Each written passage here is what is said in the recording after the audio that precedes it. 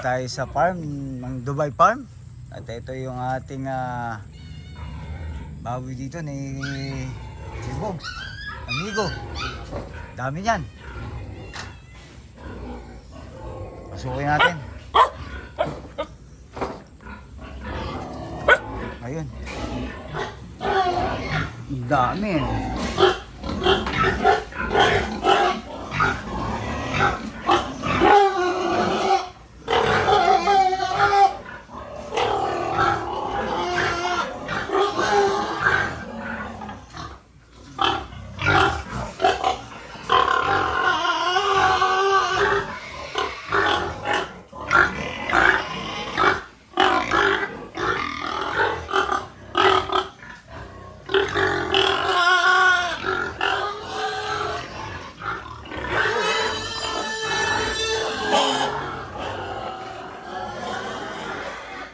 Galit na galit.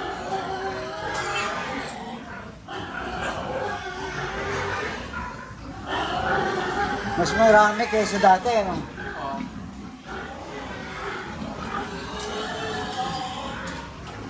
Ayun, oh, hanggang dito pala yan. Lahat pa laman, yung apartment.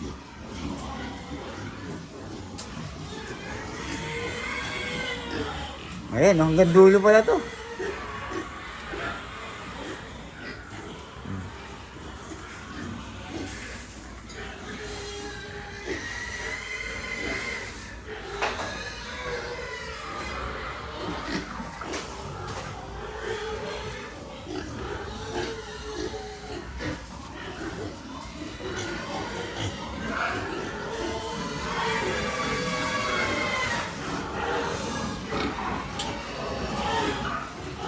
Ito yung ating dito, pagbisita sa Dubai Farm ni amigo.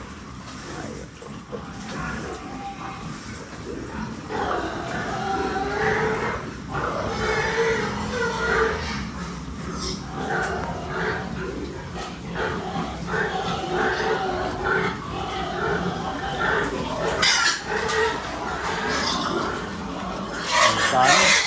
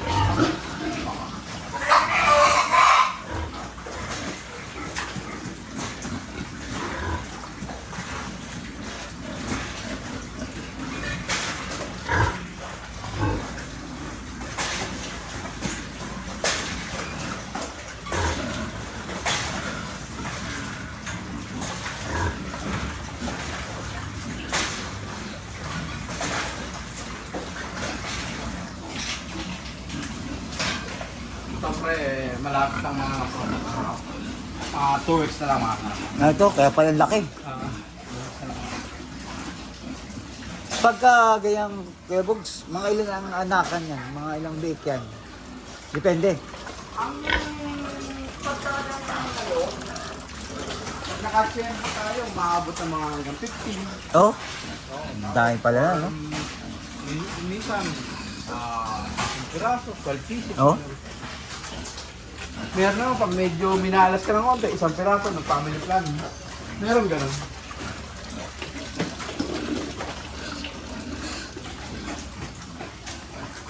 Ito mga buntis na yan. Kaya siya na, kaya siya nakaganito? Kasi pagka yung gagawin inahin, dapat nakaganyan. Para Kala ko naka-business class lang itong mga to. Masyado importante itong baboy na to. ano to, ito talaga yung ano. Actually, may mas maano pa talaga yung tinatawag nilang farrowing pen. Kaya medyo mahal price yun. Nasa 20 to 30,000 isang set. Ganun? Ito pwede na rin, kumbaga sa ano ano tayo, low budget pa tayo kaya hindi pa tayo makaano ng mga.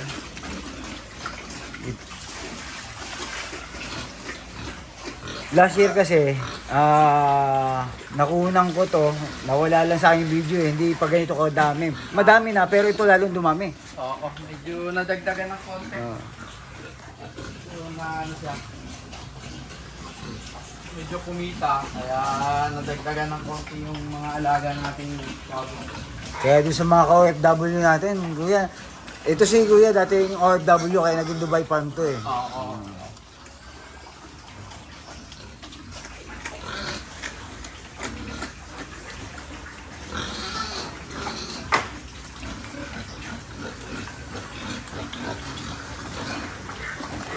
Ba't nalagyan mo tubig yan kuya?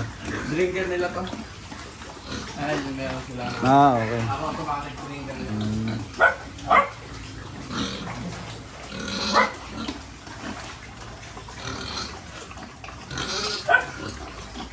Eh, baboy ko na kayo tapan.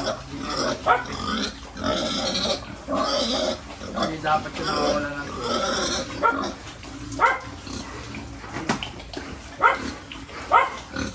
Ano yung tumatagal lang ng isang araw?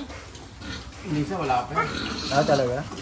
Kagaya ng, ito di ba yung mga na yan, tapos may isang drum na malaki pa.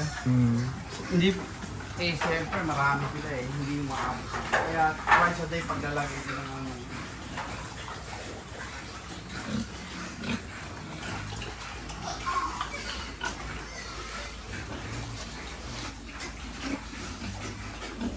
Ayan.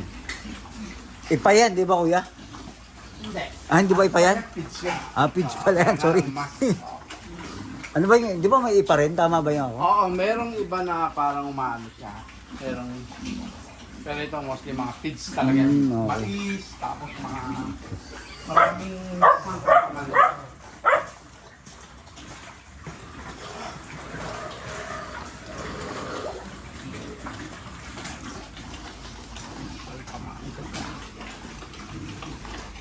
Mamaya papakita natin yung ilang hektarya yun kuya, yung tanglad. Ano lang yan, almost half hectares ko. O kita mo, lang yung half hectare lang. Yung ating tanglad dito. Ni lemongrass. Ano lang yan, isa sa mga kumbaga sa ano, pagka sayang din kasi yung lupa eh. Ayan no. Tapos yan, yung palay din, kaya sa mga kapatid ko yan. Kasi yan, nagtanim tayo ng sari-saring putas yan.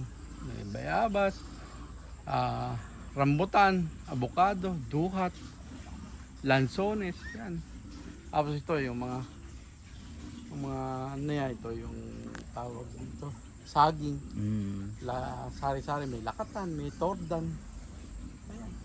So, tapos nagtanim tayo ng konting talong para pansarili lang ba? Oo. Pangkain lang natin para ikangan, di ba? Ito, tingnan mo.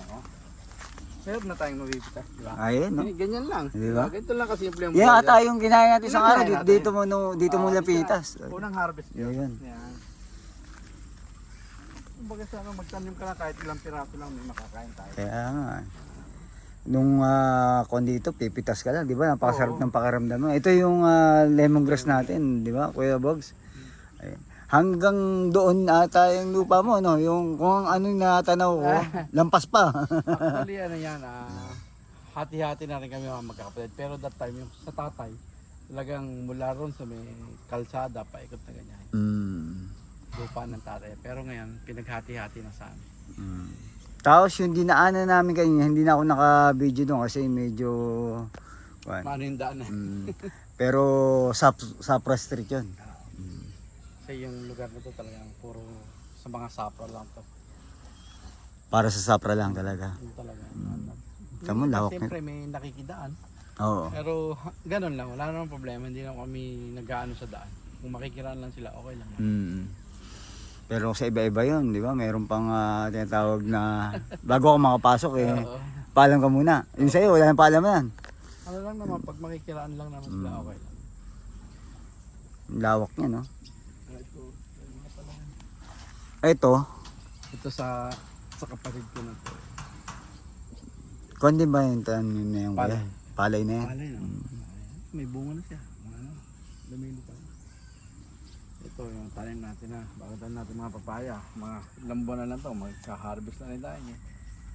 Nakita nga akong mga papaya doon, naghihintay na lang. At yung dinadala ni Kuya Bugs kay Mami, dito lang kinukuha. At kita mo sariwang-sariwa. Kasi paborito ni Mami yung yung papaya. Sariwang-sariwa talaga pagkakon. Dati may kambingan siya dyan. Kaso, yung kambing hindi ka doon nag-focus dito talaga sa Babuyan no? Dati may baka dyan, kambing. Ngayon, nag-focus siya dito sa Babuyan nga, sa piggery. Kasi mas malaki daw ang kitaan dyan. Para doon sa mga nagbabalak nga, idea lang na mas malaki ang kitaan dito sa piggery. Pero kung kanya mo, gusto niya mga, siyempre, baka. Tsaka sa baka, kuya, pwede bang kainin din to? Hindi kinakain. Kahit kambing, hindi kinakain. Hindi rin kinakain to. Ito kagaya nito yung lemongrass na yan. Ngayon nasa 40 o 50 yata ang kilo niyan. Mga isang ganyan. Pag binunot mo kasi lilingin. Ano pa yan? Yan mga isang kilo. Pagka ito umana talaga. Yung taga ano nga dyan, medyo malong-long din yung tanglad niya. Yung laki ng kumita siya ng 300,000 ang harvestan na. Kaya swerte yan din pagka talaga natapat sa medyo mahal. Ito, medyo maganda, tingnan mo. Lalaki na ng pupo. Ang tanglad ba, Kuya Bugs? Tutubo yan kahit saan o may pinipiling lupa yan? Kahit siya. Kahit saan yan? Basta as long na pag tinanim mo is madiligan. Eh lalo ngayon, umuulan. Ito to, actually yung tinanim mo, isang piraso lang, isang stock lang. Isang ganyan, tingnan mo. Ilan na, nag-multiple na siya. Halos 20 times, 30 times. Mabilis siyang mabilis siyang dumami. Ayan nga, yung dito na nga tayo sa loob at paligid to ng mga prutas, ayan, mga tanim. Ito yung kahit sabihin natin wala kang pera dito sa probinsya na Dubai Farm na to, hindi ka magugutom. Pipitas ka lang. Yeah. Kumbaga lahat ng kailangan mo na andito na eh. Di ba, hindi ka gugutomin dito. Diyan na yung mga gulay-gulay, yung prutas. Alam naman natin na napakamahal talaga niyan na pagka binili mo sa Maynila, di ba? Ito, kagandahan ito. Organic to. Hindi ako naglalagay ng mga pesticide tsaka mga basta ito, ano lang, ganyan lang. Natural na talaga Natural lang yan. Kaya walang nakalagay na pesticide dyan or wala kang ini-spray dyan? wala ako ini-spray dyan. Talagang natural na ano lang yan. Ang lalagay ko lang yung mga dumi ng manok, tapos kambing, inang.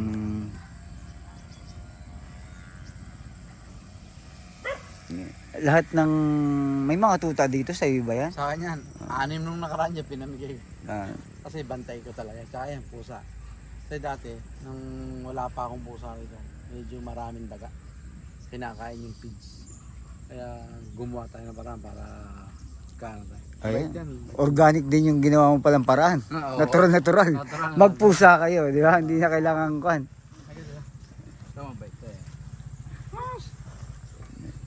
Pagka maraming daga pala, yung inyong farm at maraming yun ang pinakaano doon. mag-alaga kayo ng pusa sa loob. Linis mo muna ako tol ha. Oh, Ikaw sige. muna bahala dyan ha. Oh, sige, sige. Dito muna tayo sa labas at maglilinis na si Kuya Bogs. Tol, tingnan mo rito sa likod. Maraming bunga yung mga saging dyan. Pag naikot ka lang. Sige, mag-iikot-ikot lang ako dito at Tapos meron dito yung baboy na mga native. Kadya sa baba. Oo, yung dating nung pumunta pala kami dito dati ni Kuya Bogs kon eh. Pinagkatay niya tayo diyan ng native kaya alam ko yung itim na sinasabi niyang native, yung kulay itim diyan. Ikot tayo.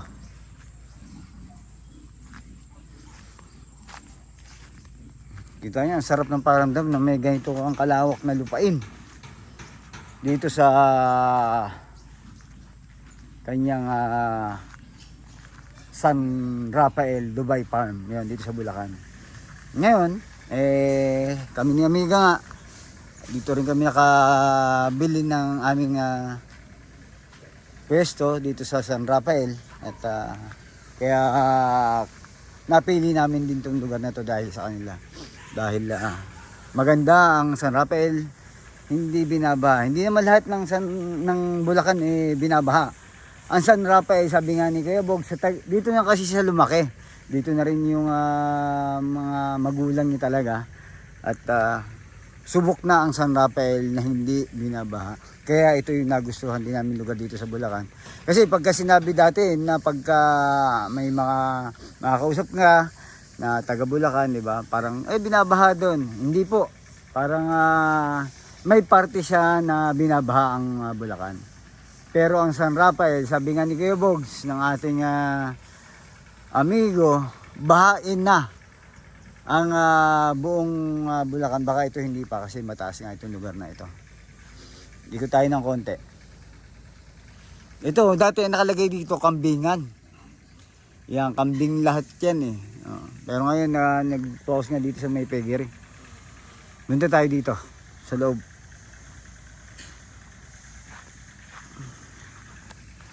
Ayan oh.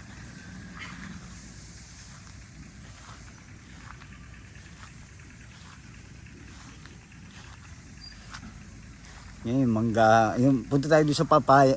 Papaya ako nakita dito eh. Pwede nang pitasin.